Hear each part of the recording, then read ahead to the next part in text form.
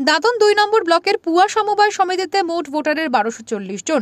৪৮ জন প্রতিনিধি নির্বাচনে মনোনয়ন দাখিল করেন, কিন্তু বিরোধীরা মনোনয়ন তুললেও কেউ জমা দেয়নি। তাই শাসক দল তথা তৃণমূলের প্রতিনিধিরা বিনা প্রতিদ্বন্দ্বিতাতেই জয়লাভ করে। এই জয়ের পর স্বাভাবিকভাবেই উচ্ছ্বসিত ঘাসফুল শিবির, সবুজ আবির উড়িয়ে মিষ্টিমুখ করে মেতে ওঠেন তৃণমূলের নেতাকর্মী ও সমর্থকেরা। এই জয়ের জন্য তৃণমূল নেতা কার্তিক চন্দ্র জানা সমবায় সমিতির সদস্যদের অভিনন্দন জানিয়েছেন। আমাদের বাংলার সরকারের উদ্যোগে এখানে নির্বাচনের নির্ঘণ্ট ঘোষণা হয়েছিল।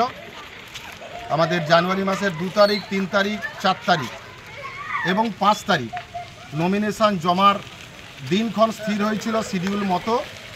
আমরা তৃণমূল কংগ্রেসের পক্ষ থেকে সর্বপ্রথম ডেলিগেট নির্বাচনে আমরা গত ২ তারিখ, ৩ তারিখ নমিনেশন পত্র গ্রহণ করেছিলাম। ৪ তারিখ এবং ৫ তারিখ আমরা নমিনেশন জমা করেছি এবং আজকে সময়সীমা পেরিয়ে যাওয়ার পরে আমরা দেখলাম তৃণমূল কংগ্রেস বিনা প্রতিদ্বন্দ্বিতায় ৪৮ জন ডেলিগেট অলরেডি নির্বাচিত হলো। এরপরে আমাদের ডাইরেক্টর বোর্ডের নির্বাচন হবে। তো আমরা বিনা প্রতিদ্বন্দ্বিতায় এই যে আমরা জয়, এই জয় কিন্তু মমতা বন্দ্যোপাধ্যায়ের জয়, এই জয় বাংলার সরকারের জয়, এই জয় তৃণমূল কংগ্রেসের জয়, এই জয় উন্নয়নের জয়। দাঁতন ২ নম্বর তৃণমূল সভাপতি ইফতেখার আলী জানিয়েছেন, এই জয় মা মাটি মানুষের জয়। এখানে বিরোধীদের কোনো অস্তিত্ব নেই। মানুষ ২৪-এর লোকসভা নির্বাচনে মুখ্যমন্ত্রী মমতা বন্দ্যোপাধ্যায়কেই সমর্থন করবে।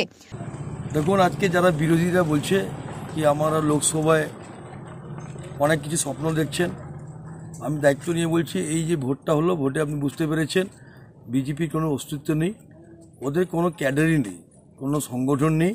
হ্যাঁ ঠিক, লোকসভা ভোট যখন ডিক্লেয়ার ঘোষণা হবে তখন কিছু টাকা পয়সা দিবে কিছু মধ্যমা মাতালকে নিয়ে, এবং কিছু ওই যে বলে বেকার ছেলেদেরকে নিয়ে উদ্ধতগিরি করে ইলেকশনটা করাতে চাইবে। কিন্তু মানুষ মনে থেকে একদম মনে প্রাণে বুঝে নিয়েছে 2019-এ যে ভুলটা করেছিল আর এইবার এই ভুলটা করবে না। 24-এ লোকসভা এই জয় 24-এর লোকসভা নির্বাচনের আগে রাজ্যের শাসক দলকে বাড়তি অক্সিজেন যোগাবে বলে অনুমান ওয়াকিবহাল মহলের।